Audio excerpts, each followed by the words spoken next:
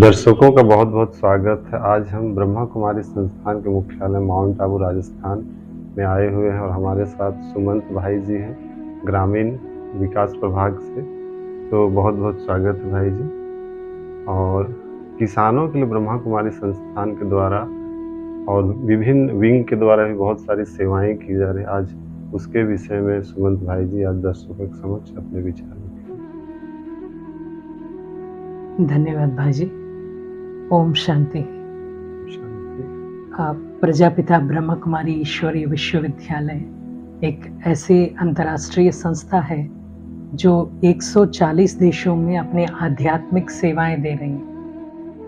आध्यात्मिक संस्था होने के नाते सर्व मना जाति मत धर्म लिंग वयो वर्ग भेद से ऊपर उठकर सभी धर्मों से ऊपर उठकर हम विशेष अपने योगदान सोशियो स्पिरिचुअल सेवाओं के रूप में दे रहे हैं। और ये एक ऐसी अंतर्राष्ट्रीय संस्था है जो विशेष करके महिलाओं के द्वारा संचालित है और ऐसे संस्था जो समाज के विभिन्न वर्गों की विशेष सेवा करती है और ऐसे समाज के विभिन्न वर्गों की सेवा करते हुए आध्यात्मिक जागृति करते हुए आत्म चेतना को लाते हुए विशेष हमारे आज जो निम्न वर्ग माने जाते हैं, विचार किया जाता है कि ये निम्न वर्ग हैं जिनके लिए ऊंची भावना नहीं है, ऐसी गरीब शोषित किसान और खास करके हमारे ग्रामीण वर्ग के भी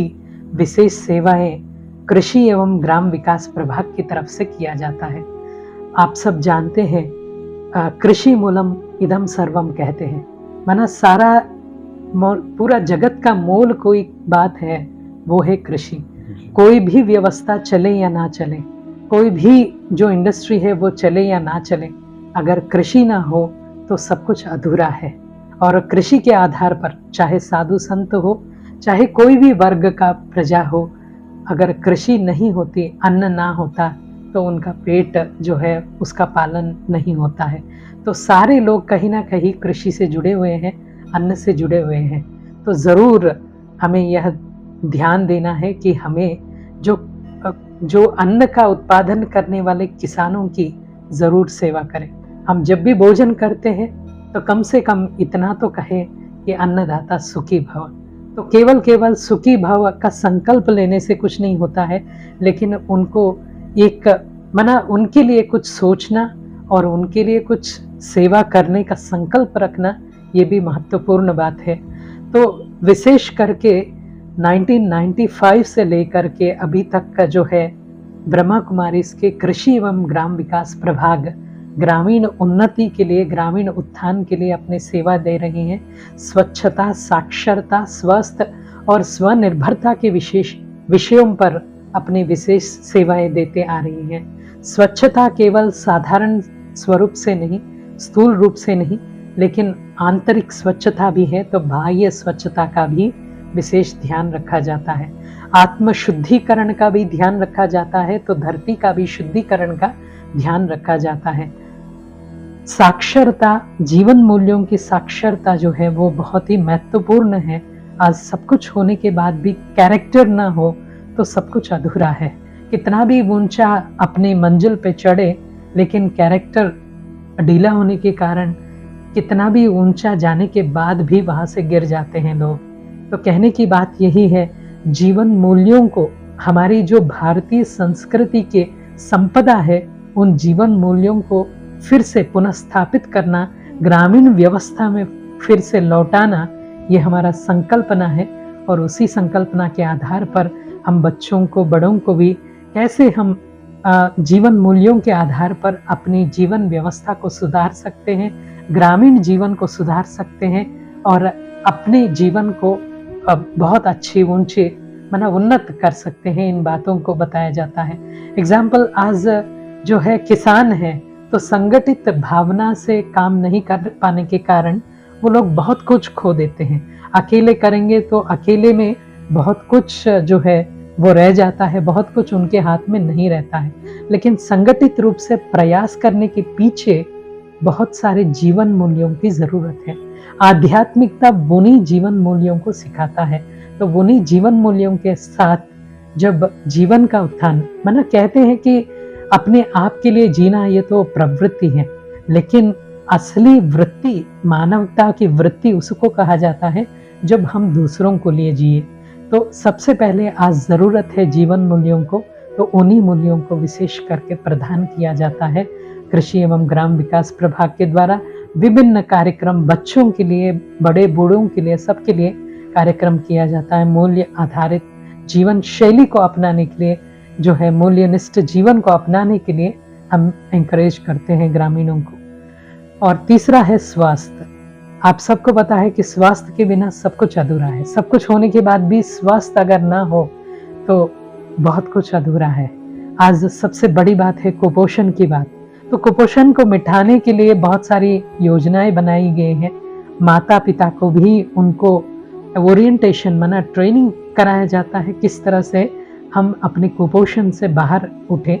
और इतना ही नहीं, अगर हम प्राकृतिक खेती को अपनाते हैं तो अपने आप जो है कुपोषण से बाहर निकाल सकते हैं, क्योंकि हर तरीके की जो पोषक तत्व हैं, उन पोषक तत्वों को हम प्राकृतिक खेती के द्वारा जो उपज उगता है उसमें हम प्राप्त करते हैं, जिसके माध्यम से हम स्वस्थ भी हो जाते हैं। दूसरी स्वस्थ है मानसिक स्वास्थ्य।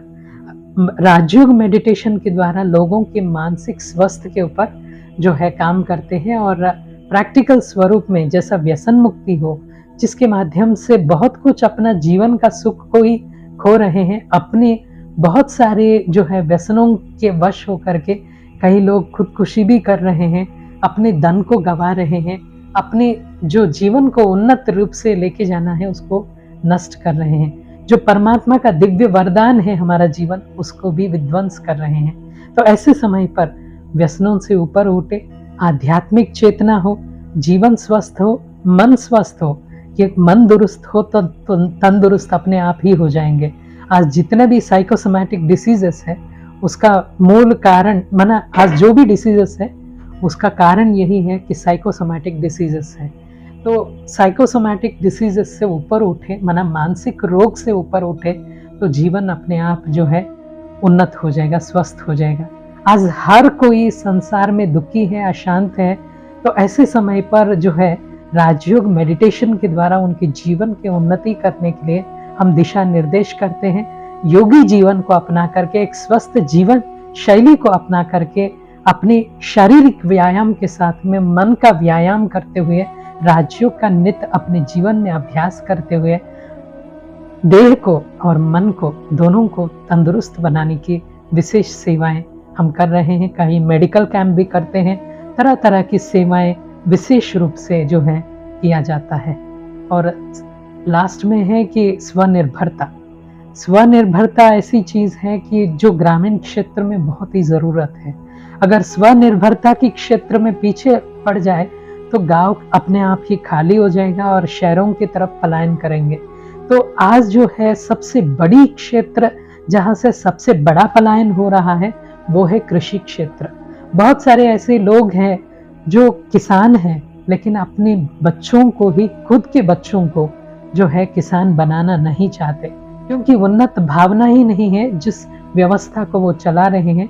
और दूसरी बात है कि कौन मेहनत करेगा इतना। तो यही भावना के साथ में अपने बच्चों को भी अपने वृत्ति के साथ में नहीं जोड़ पाते। ऐसे समय पर अपनी वृत्ति के लिए उनके चित्त को परिवर्तन करते हुए, उनके अंदर एक नई जागृति लाते हुए, उनके अंदर एक नई विचार, एक उन्नत कृषि को की ओर मार्गदर्शन करते हुए शाश्वत योगिक खेती को अपनाने का सबको संकल्पना देते हैं। और यहाँ पर आबू में बहुत सारे मॉडल भी तैयार है, जिसके माध्यम से वो खुद प्रत्यक्ष तो प्रमाण ही होता है। तो ऐसे प्रत्यक्ष प्रमाण को देख करके कैसे एक छोटी सी खेती के अंदर, 1 बीघा की खेती के अंदर हम 2-3 बीघा का जो है उसका उपज ले सकते हैं।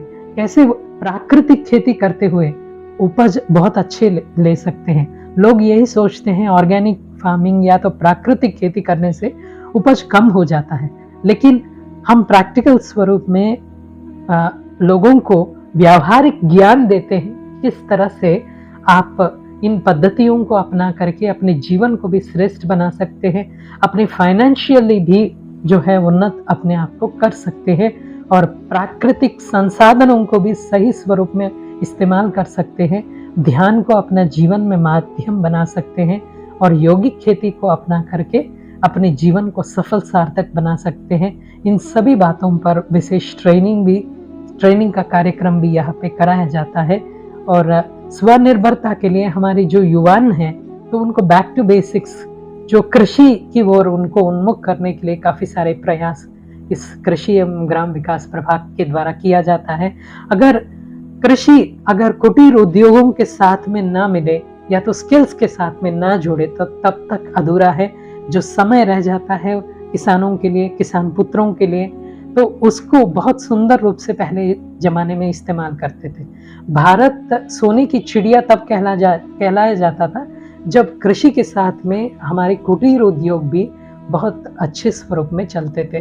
तो भारत को पुनः स्वर्णिम भारत अगर बनानी है तो उसका मूल उद्देश्य यही रहेगा कि स्वनिर्भरता को साथ में लेते हुए, स्किल्स को डेवलप करते हुए, हमारे युवाओं को ट्रेनिंग्स देते हुए, तरह तरह के ग्रामीण उद्योगों को अपना करके अपनी जीवन व्यवस्था को कैसे सुधारें, इन सब बातों को लेकर के जा रहे हैं। इतना ही नहीं बल्कि स्वच्छता के अंतर्गत विशेष करके हरियाली जो है बहुत ही महत्वपूर्ण है, वृक्षारोपण बहुत ही महत्वपूर्ण है। छांव तो सबको चाहिए लेकिन कोई वृक्ष लगाना नहीं चाहता।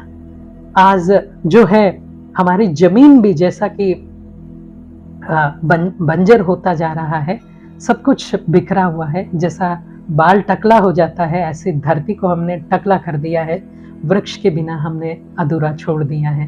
तो हमारे वृक्ष हमारे जीवनदायिनी है। इन बातों को ध्यान में रखते हुए हर गांव में हरियाली हो और खुशहाली छा जाए और हर गांव में ऑक्सीजन भरपूर हो, ऐसी विशेष प्रयास कृषि एवं ग्राम विकास प्रभाग द्वारा किया जाता है। और विश्व पर्यावरण दिवस ऐसे विशेष दिन पर जो है पूरे भारत में हजारों कार्यक्रमों के द्वारा, सेवा कार्यक्रमों के द्वारा वृक्षारोपण का भी कार्य किया जाता है और विशेष करके ग्रामीण व्यवस्था को सुधारने के लिए, जीवन मूल्यों को धारण करने के लिए, स्वस्थ और समृद्ध समाज की स्थापना के लिए, व्यवहारिक रूप से आध्यात्मिक जीवन धारा में लाने के लिए बड़ी दिक्कत यह है कि किसान जो है आत्महत्या करने के लिए तुले हैं। इसलिए तुले हैं कि छोटी सी जमीन छोटी पड़ रही है, कृषि का लागत ज़्यादा हो गया है, ऋण का भार बहुत ज़्यादा बढ़ने लगा है, कहीं ना कहीं रसायनों के चक्र व्यूह में किसान फंसता हुआ जा रहा है और बहुत सारे पारिवारिक, सामाजिक, आर्थिक या अनेक समस्याएं, माना वातावरण के अनेक समस्याएं उनसे जूझते हुए कहीं लगातार हार मिलने की वजह से आज किसान अपने आप में टूटने लगा है। तो ऐसे समय पर जो है उनको उनकी मानसिक स्थिति को सुधारने की बहुत ज़रूरत है और सबसे पहले उनको उन्नत कृषि की ओर ले जाने की ज़रूरत है। अपने जो कार्य कर रहे हैं उनके लिए, उस कार्य, कृषि का कार्य के लिए उन्नत भावना लाने की ज़रूरत है। एक कृषि में नई क्रांति लाने की ज़रूरत है और प्राचीन परंपरागत भारतीय परंपरागत कृषि को आगे लेकर के जाते हुए, भारतीय संस्कृति पर आधारित कृषि पद्धति को आगे लेकर के जाते हुए आधुनिक विज्ञान के जो टिकाऊ पद्धतियां हैं उनको भी साथ में लेते हुए एक उन्नत कृषि मॉडल, शाश्वत यौगिक खेती को अपना करके अपने जीवन को सार्थक बनाने के लिए, मन को दुरुस्त बनाने के लिए, व्यवहार में प्रैक्टिकल में नॉलेजफुल ज्ञान को देते हुए, व्यवहारिक ज्ञान कृषि का देते हुए और साथ में जीवन जीने की कला सिखाते हुए उनको जो है आत्महत्या करने वाले किसान, जो ऋण भार से बोझिल हुए किसानों को भी मुक्त करके उनको जो है सक्षम बना करके हर तरीके से उनको जो है सहारा देते हुए हम आगे बढ़ते जा रहे हैं। आज बहुत सारे किसान हैं जो अपने ऋण भार से मुक्त हो गए और उन्नत खेती कर रहे हैं, शाश्वत यौगिक खेती अपना रहे हैं। कृषि एवं ग्राम विकास प्रभाग अपने आप में विशेष रूप से कार्यरत है। ओम शांति। बहुत बहुत धन्यवाद।